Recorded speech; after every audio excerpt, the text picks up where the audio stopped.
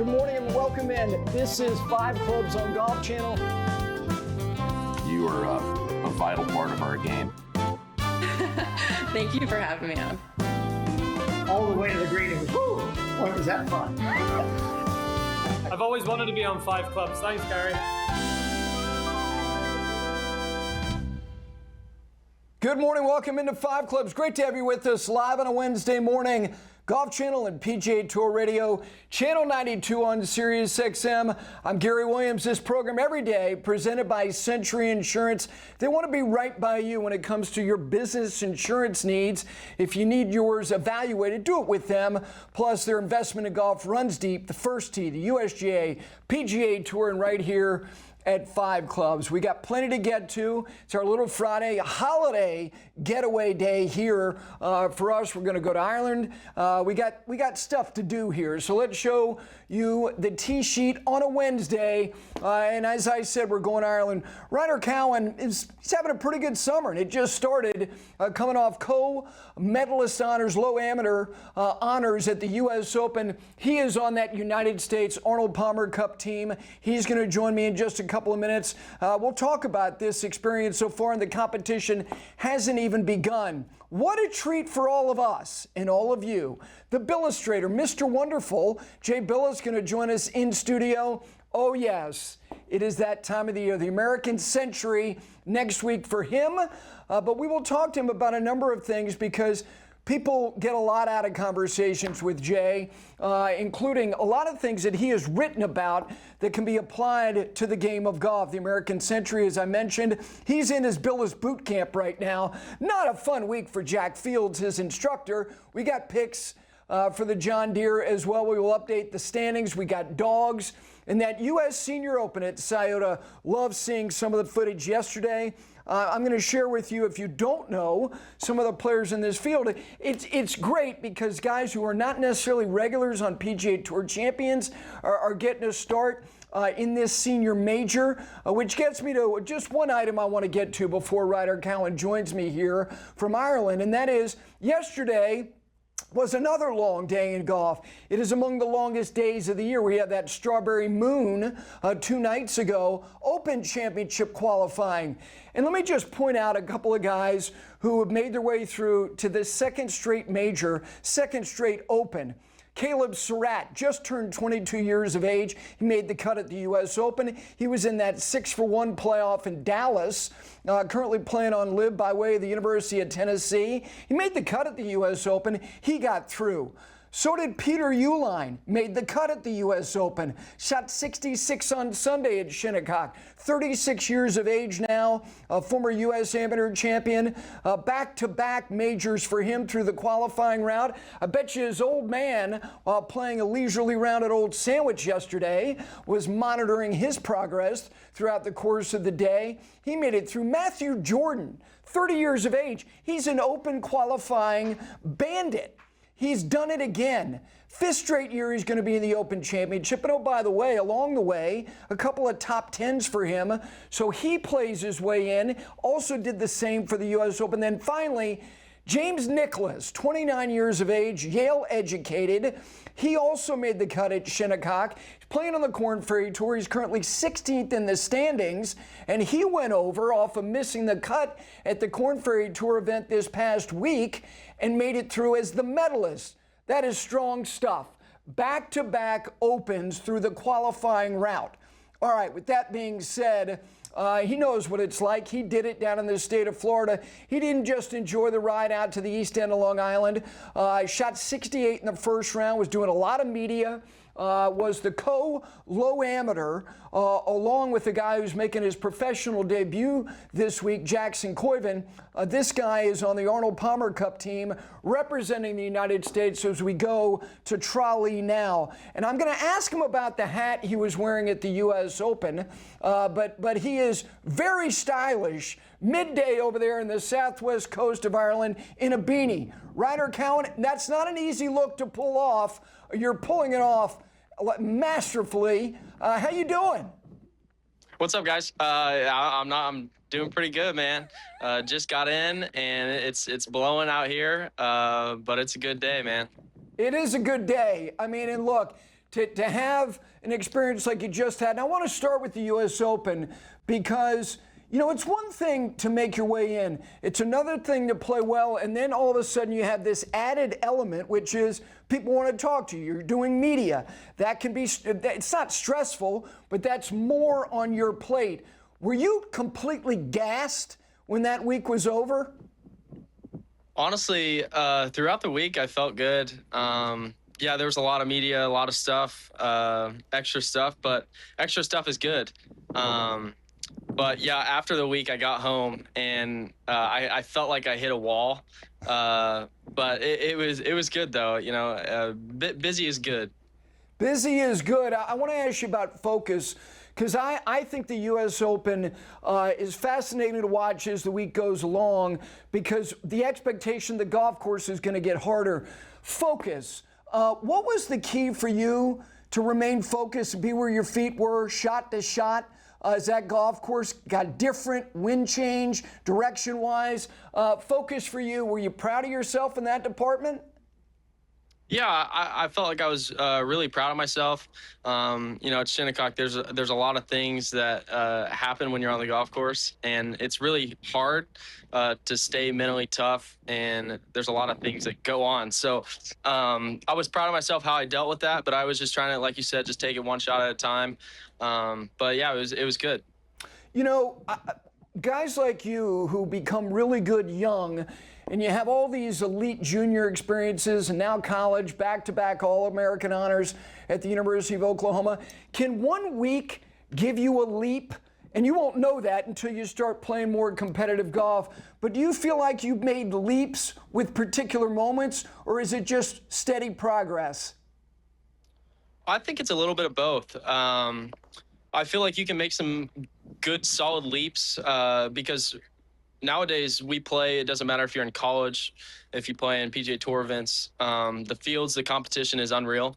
Every guy, every tournament you play, there's always going to be good competition.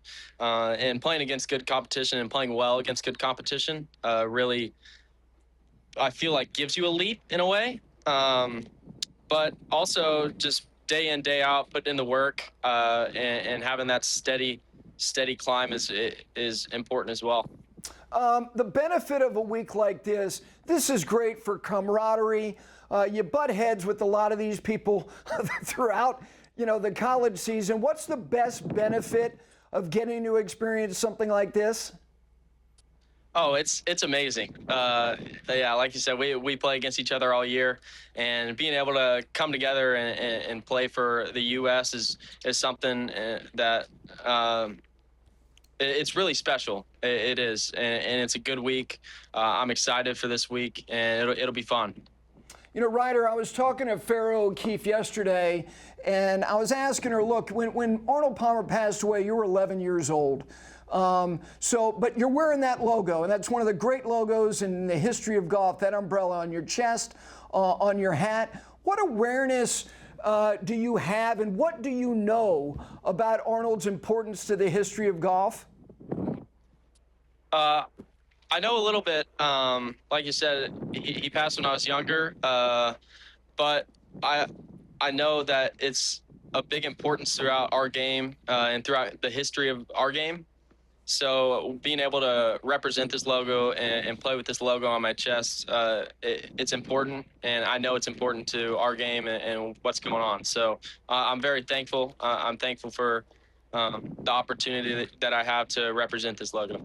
These two rosters, I was looking last night, Ryder, at all the accomplishments, the men, the women, both teams, and it starts at such a young age, winning all these events, playing on all the best junior events.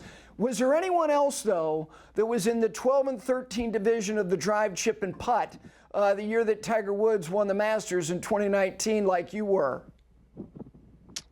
Out here today? Yes, on those teams. I looked through everybody's bio. Honestly, you're the only one. Honestly, I'm not quite sure. I know a couple people that played. Actually, two of the guys that played that year are on my college golf team at OU. So, I don't know if anyone's here this week from that year, but there could possibly be for sure. There's a bunch of the women on both teams that have been in the Augusta National Women's Amateur. I don't know, because I combed through everybody's bio, and it has every single thing you guys have done. Starting in junior golf, you were the only one. I'm curious.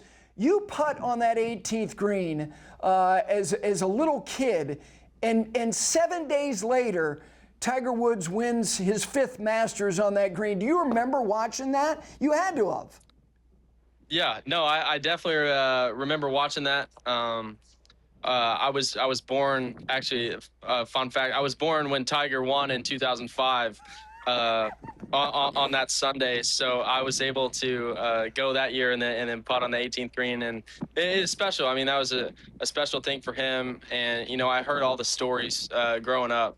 And being able to see him accomplish something like that was remarkable, and being there 7 days earlier made it even more special. I bet it did. All right, I'm going to get you out of here. 5 quick questions to go. I don't know if you flew overnight. I don't know if you flew during the day, but what are your go-to snacks on a long flight? Go-to snacks on a long flight? Probably, those chips they give you. Probably some chips. Chips and a nice Coke, solid Coke. Yeah. You don't go to the store before you get on the plane. You just rely on what they have on the plane? Oh yeah, for sure. I mean, they got some snacks in there for me. Hey, I'm really frugal. I don't like spending money, so I just eat all the free stuff. I'm proud of you. All right, was there anybody at the U.S. Open that you made a point to stop and watch hit a few golf balls? Look, you were around the best players in the world for the whole week. Was there anybody you got caught up saying, well, I don't know who it was that tried, I got to watch this guy hit a few balls? Yeah, definitely. There was a few. It was really cool being out there and being able to watch those guys hit balls and just how they work around different shots. But one that really just kind of stuck out to me is Rory. I always wanted to watch him hit balls. I'd never seen him play in person, and watching him hit a golf ball is actually insane. Just how he hits it, the sound it makes, it's different. It is different. It is different. The launch doesn't make sense. As you go through the bag, it's like, all right, the club's getting longer. Why is the ball going higher? It's crazy. All right, because you're on the frugal side, maybe you don't do this, but did you download any shows to binge on the long flights? What are you watching right now? Oh yeah, I'm a big movie downloader, so I'm all into action and any type of action movie. Not as much shows. Okay. Who on either team that you're there with this week has the best off-course swag? Who's got style? Anybody? Oh, I'm going to have to go with myself. I'm just kidding. I'll make myself laugh. But probably let's go with man, I don't know. I haven't been around most of these guys off the course as much as I don't know. So just because we're on different teams and everything, so I really don't know their style and their swag. But if I had to choose, I'd probably give like a Jack Turner, maybe Connor Williams. I feel like he's got some swag. He's got the flow in the back. So. He does have the flow. Yeah. All right, last thing, speaking of style. So I don't know what GH2 Architects thought they were going to get from you, putting that hat on your head at the U.S. Open. You had the camo going. I'm telling you, when the first round was over and you were doing media, I'm trying to find out what GH2 Architects is, and they crashed the site. What is GH2 Architects? Because you should have been bonused for the exposure you gave them. Yeah, so their site definitely it did crash. I'm glad you were a part of that. But it's a company based out of Tulsa, and it's one of our close family friends. He kind of is a big part of that company. So it meant a lot for me to represent that brand and to do it well, or to try to do it well at least. But yeah, it's good. All right, well, listen, you represented it awfully well. You wear the camo ball cap. It's very sporty. The beanie looks great. Listen, have a great week. I know all of you to share the time together to represent the name that is Arnold Palmer in the Arnold Palmer Cup. I know means a lot to you and everybody else. Thanks so much. Thank you guys for having me on. I appreciate it. Maybe next time I see you, I'll have a camo beanie There you for go. you. There you go. There's Ryder Cowan again. He was the co-low amateur at the U.S. Open on that United States Arnold Palmer Cup team. All right, we take a quick break. From an elite amateur to Jay Bilas. He will join us in studio next on this Wednesday here on 5 Clubs.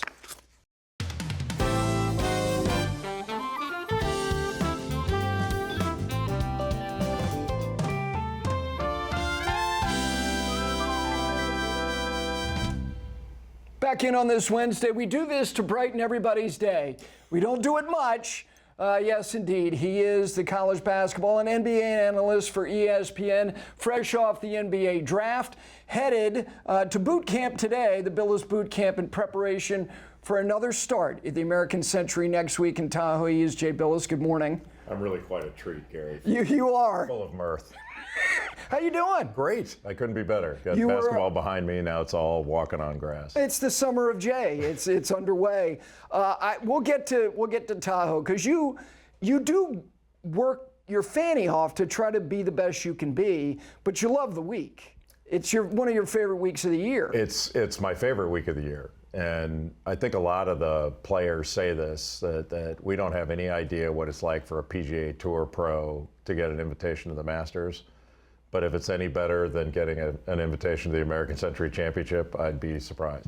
I always bring your book in here because people who may be a little bit younger, this book, Toughness, which you wrote when the double cul-de-sac was in full effect.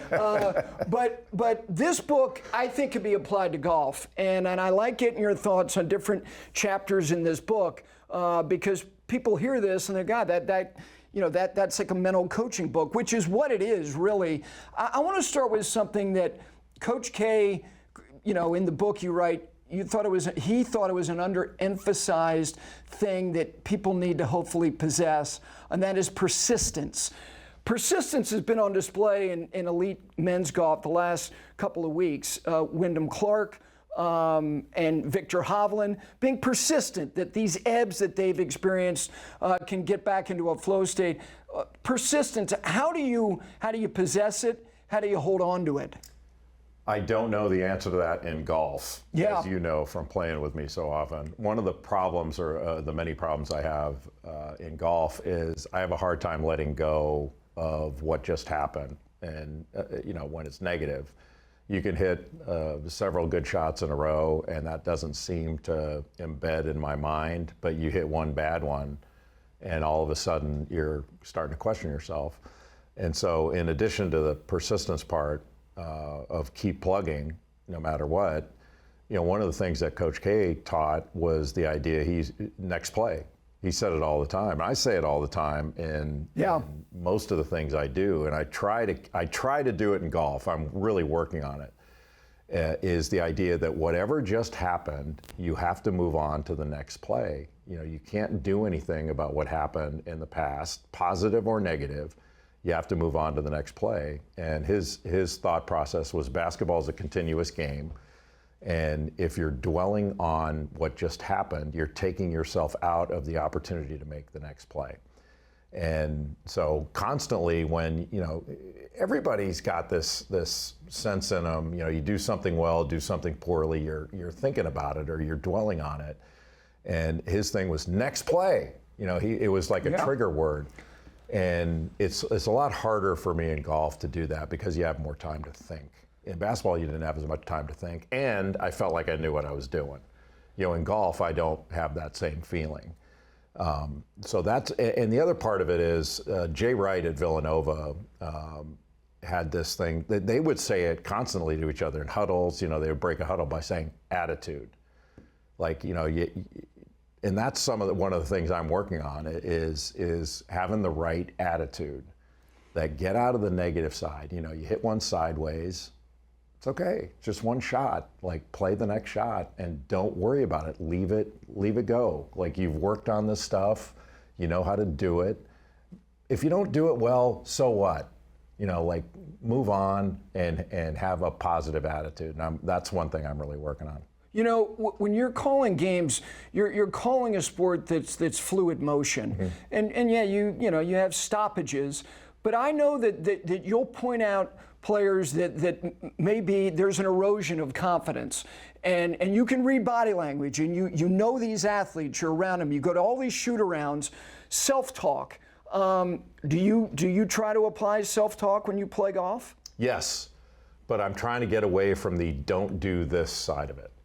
So you're playing a hole that's got. There's a difference between being mindful of something and dwelling on it or being afraid of it, and it's hard to stop the fear part of it. So if you've got a hole where you've got a shot where there's water or some penalty area, of course you want to be mindful of it, but you don't want to be going, don't hit it over there, don't hit it over there. Stuff like that. You want to have the positive attitude of executing what you're trying to do. And if you hit it over there, so what? Take a drop, figure it out. It's not that, you try to let go of that. The fear part of it, of making a mistake. And then when you play in a tournament like the American Century Championship or whatever, the truth is nobody really cares how you play except you. And, I don't want to hit a spectator. That's something important.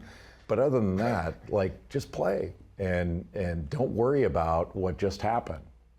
That's something I'm really, you and I played one year, this is a while ago. We went down to Florida, and one of the rounds we played was at the Bears Club. I don't know if you remember this, but we got to, I don't remember the whole number, we got to a really hard par 3. And so You'd have to be more specific. Well, I don't. They're all hard. But one of them was the hardest of them. I just don't remember the whole number. I apologize. But we were standing on the tee, and we had caddies, and I had said to my caddy, I said, man, this is a hard hole. And he goes, not today and not for you. And I was like, okay, yeah, that's actually, why am I not thinking like that? Yeah. What's the worst that can happen? Play the hole and have a good time doing it. It's challenging. And I was sitting there thinking, man, this is hard. Thinking about, instead of hit the damn ball. It's not that hard. Yeah. One of the things, the next play thing to me, is you told me about some of these experiences you had in college. 1984, you guys lose a double overtime game at North Carolina with one of the great teams ever assembled. Kenny Smith doesn't break his wrist, who knows? The point is, you lost the game at Carmichael. Matt Doherty made a shot. Maybe he wasn't good enough to make. He was good enough. Matt was really good. Okay, but you set off the record. That's not true. Anyway, the point is, you go into the locker room and you guys are despondent. And Crying. Coach K comes in and is like, it was the perfect example to me of the next play, no, we're going to see them again and we're going to beat them. And you did 7 days later, might have been 6 days later in the ACC tournament. Was that as profound an example of move on? It's an outcome. Yeah, I mean, there are always consequences to losing. But that was one where it was sort of this hump we needed to get over, because you're right, back then, North Carolina, they were the best team. They had their boot on the neck of the entire league. And, we wound up losing in double overtime.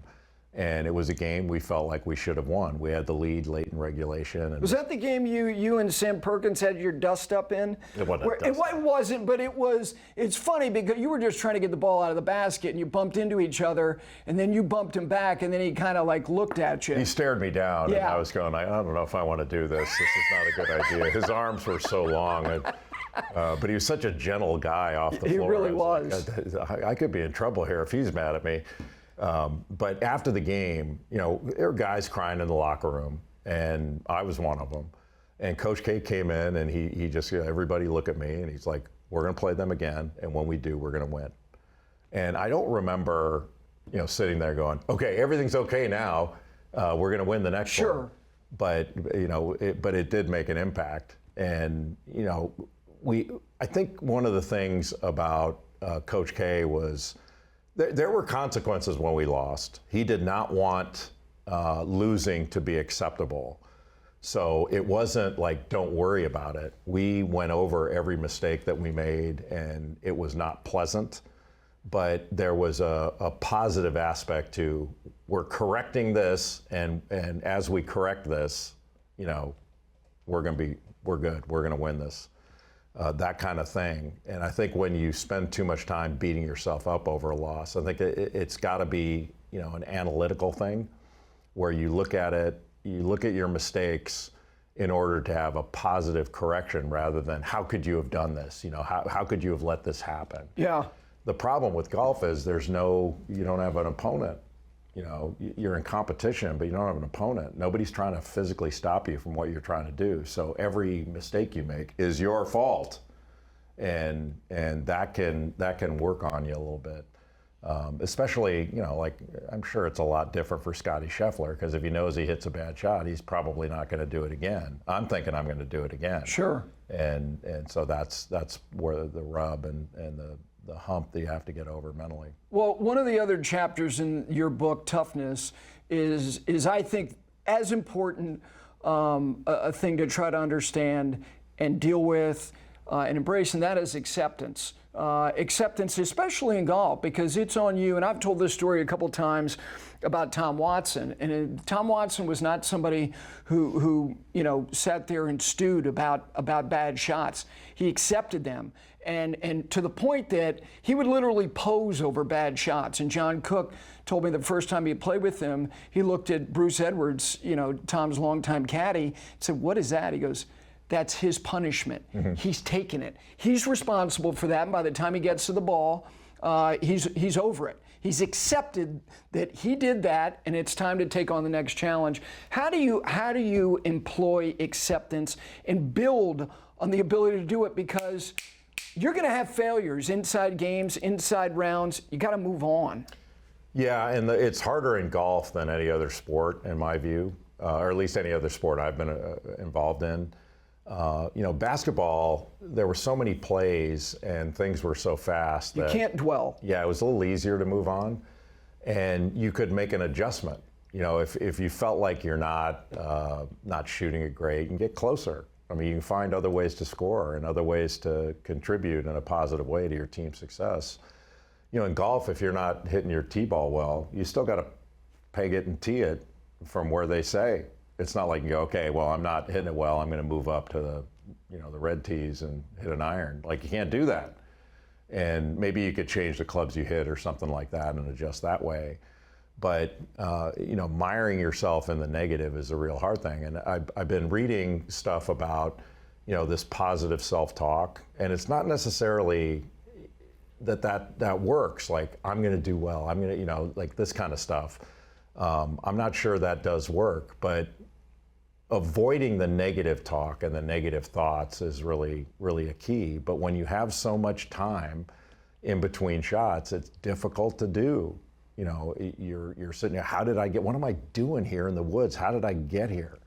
Instead of, what am I going to do? Like, the smart thing to do is pitch it out sideways and get away from, okay, I'm gonna get back to where I should have been by hitting some hero shot and making it even worse. That's the acceptance part. Are you getting better at it? I'm getting a lot better. But one of the things of acceptance for me has been, this is who I am as a golfer. Like, I can have a really good day, but I can also have a bad one. And if I'm having a bad one, I don't want to mire myself in it. So there's a selfish aspect to it. But the other part is, I don't want to make my playing partners, thinking about, oh geez, and that's part of body language and all that other stuff. And Coach K was a big body language guy. Like, we looked at tape of our body language all the time, and because he wanted us to send messages of strength to one another. And so you don't want people worried about you. You don't want your teammates worried about you. Is he okay? Like, geez, now you want them able to do their jobs with a free mind too. But, Mike Bray, who I think you've met, has been a wonderful coach, long time at Notre Dame. Great guy. Yep. We were assistants together at Duke. And his thing was he always wanted his players to play with what you said, a free mind, not cluttered up with negative stuff. And that's a challenge. But one of the things too, though, Gary, is I think the body language part helps with that. If you carry yourself a certain way, it projects things to you, kind of unconsciously. So that's part of it too. I wish I had answers in this. I don't. One of my favorite parts of golf now is I enjoy practicing, and I'm trying to become a better practice player where what I work on, it makes sense and translates and all that. I'm not just raking a ball out and banging it. I take my time and try to analyze what I'm doing, so when I'm on the golf course, if I am having some problems, I can diagnose it and I got a better chance to correct it in real time. Because that I think that's important, is trying to make the best of a bad, if I can make the best of a bad round, and it's helpful, playing in these tournaments, when you have a bad round, you're just playing with your friends. When you're playing in a tournament, I think it's way easier, at least for me, to stay in it and say, okay, I've got 5 holes left. Yeah. I'm going to keep grinding in that. It's a lot harder at just a casual round. You can check with out. friends. There's no. I check. Yeah, and I do that. I don't do it. I've experienced it often.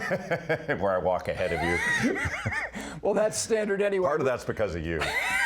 We're going to take a break. I'm curious to know how you're not making practice counterproductive, because I think that's hard for the amateur golfer. All right, the Bilas boot camp is very much underway, the American Century for him.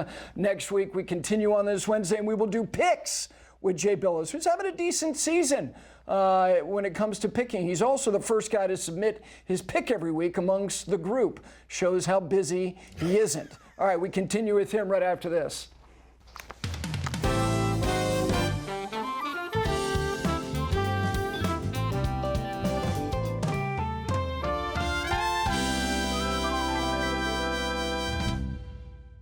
It's the preparation, the movements that become second nature. Precision matters. This is performance refined. Peter Millar.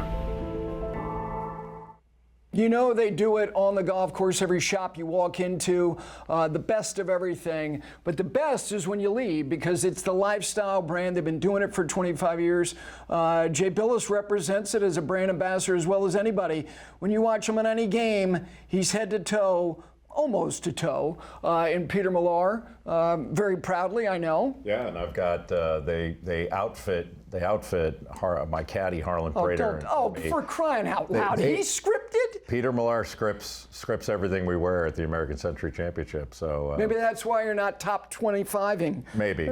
I mean, come on. All the cameras a caddy on with him. scripts. Yeah, he actually looks good in it. Well, I just hope he's saying the right messaging to you. So let's get to you and your pursuit of better, because you love it, and you love things about it that I don't.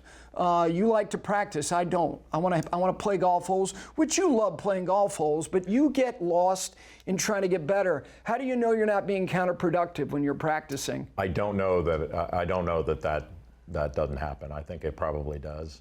But I know I've gotten a lot better than I used to be, where I'd go out and just bang balls and rake one in and hit it and all that.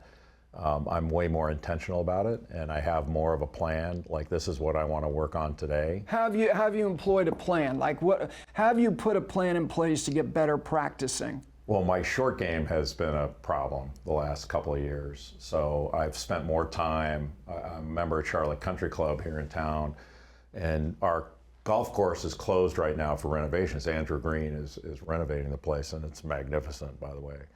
But our practice facility is fantastic, and includes 6 short game holes at the back of the range. So I go out there now, and rather than just dump a bag of balls in one spot and just hit, I try to move around a little bit and make it a little bit more dynamic, where I have to think a little bit more, and I'm not doing rote stuff over and over again. So I'm trying to get better there and just make it more intentional, and then take my time as I would if I were actually playing. It's not the number of balls I hit, it's the quality of the It's the quality of the opportunity. You know, it's like each opportunity I have, I try, and you're not going to do it right every time at this level of play. And then I tried, okay, what happened there? You know, why did I do that? And then there's a difference between what I'm trying to do is get away from, like, work on technique when I'm practicing and leave the technique aside when I'm playing. Yeah. And just play. And sometimes that gets a little bit different. You know, you're standing over the ball thinking about, all right, here's my takeaway, here's the technique that I've been working on. And just no, you got to visualize shots when you're playing golf. Play.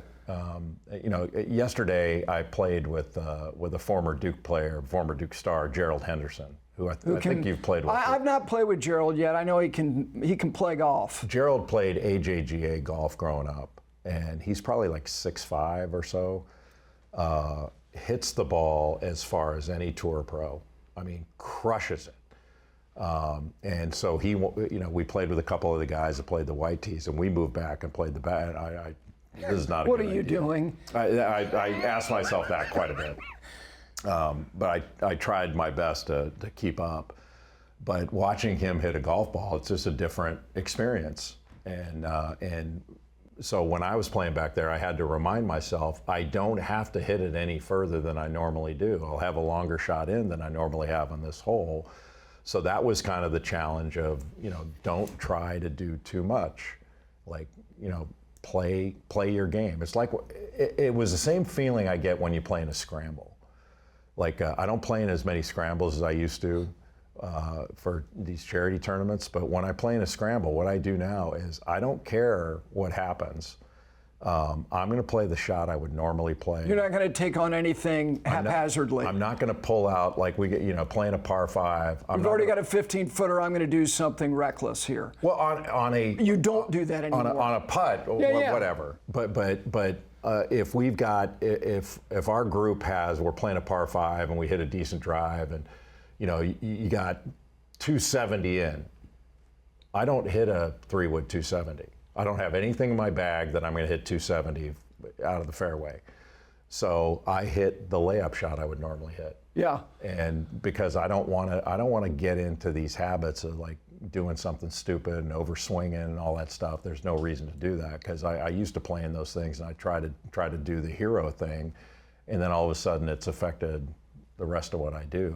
That's at my level. That's stupid. I'm not going to do that anymore. Yeah. And so I try to be mindful of that. So one of the things, and I've not seen you play in Tahoe. I track every hole, hoping to see a high number.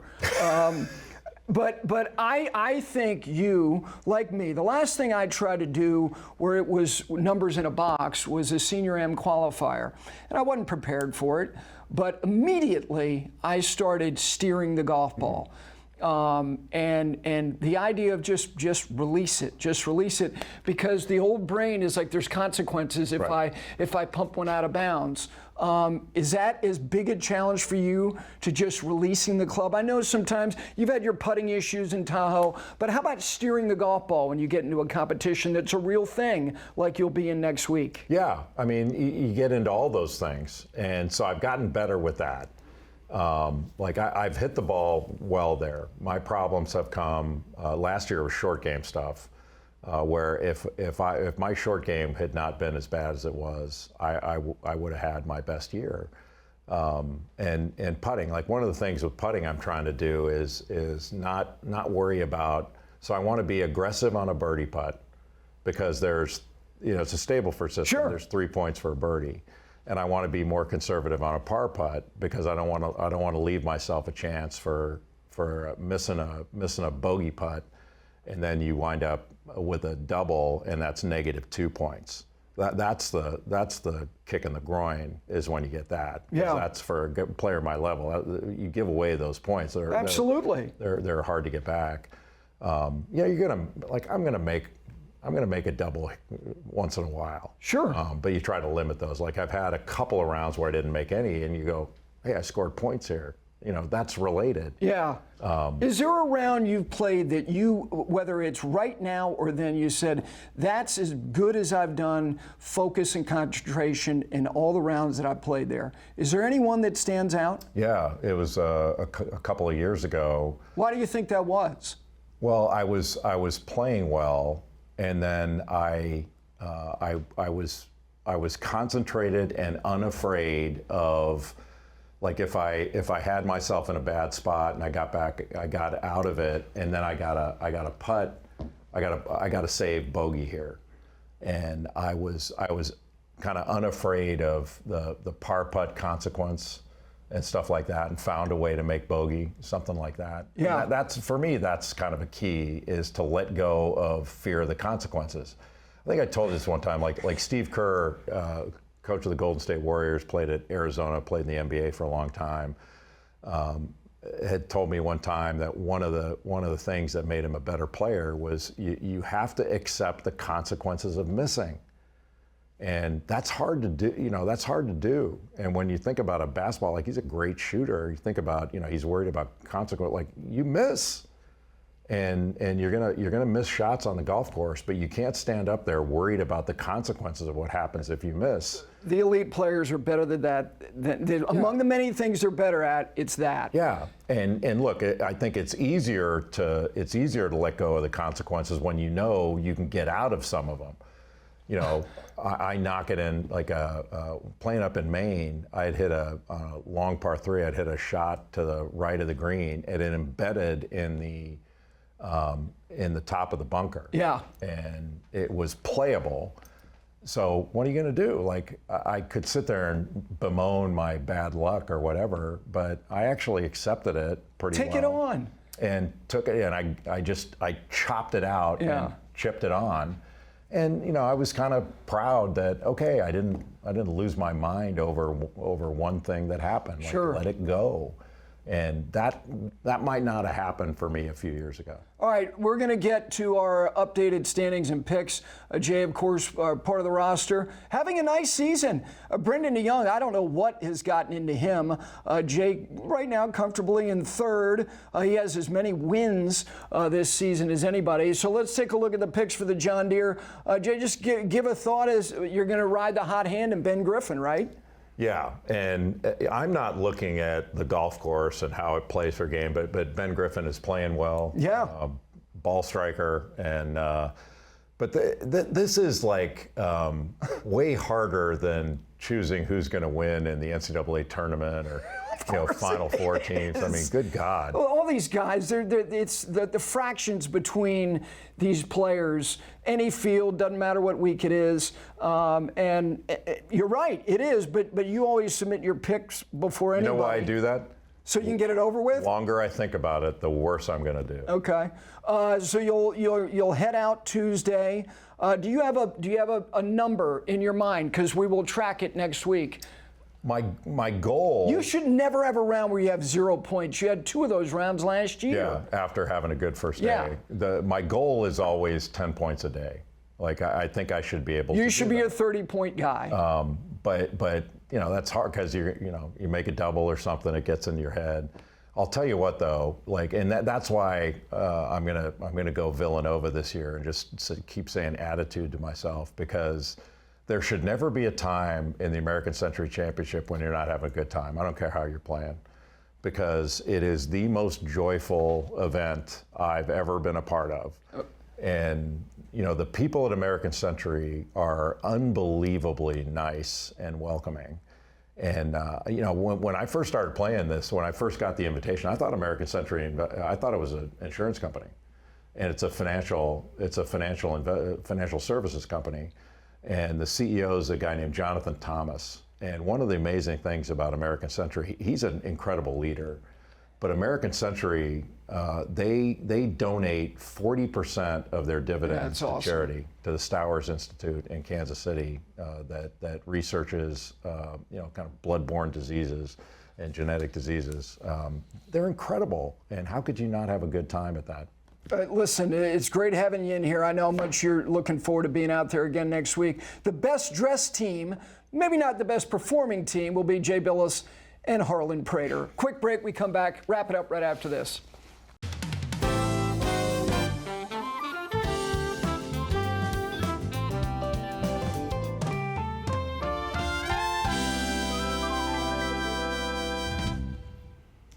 Of course, we're going to release the hounds. You got a dog who you share the game of golf with? Send us pictures and videos. It's dogs@fiveclubsgolf.com. Here we go. Release them on a getaway Wednesday. First up is Oakley. Chris Lack's dog, an 8-year-old Australian Shepherd, reading the greens at Halifax Country Club in Halifax, Virginia. Next is Grizzly. And boy, let me tell you something. He looks grizzly. That is menacing. That is John and Dallas Meyer's dog, a 2-year-old Cardigan Corgi sitting on the 8th green at Sun City, Texas Golf Club in Georgetown, Texas. Next up, Putter.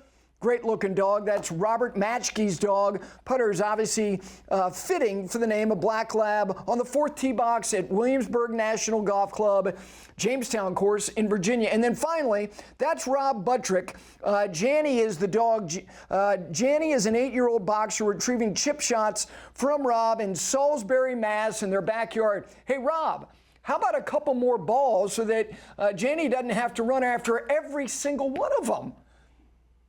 Those are your dogs of the week. Again, send them to us, dogs@fiveclubsgolf.com. Thank you to Ryder Cowan. Thank you to the Billustrator, Jay Bilas, for coming in. He's off to the American Century next week. For us next week, got a 2-hour show on Tuesday, glorious week with a co-sanctioned event on the PGA Tour, the Scottish Open. We will go to the Renaissance Club. Look forward to saying that a lot next week as well. It is a holiday weekend. For all of us here at Signature Sports Group and 5 Clubs, have a great, safe, healthy holiday weekend.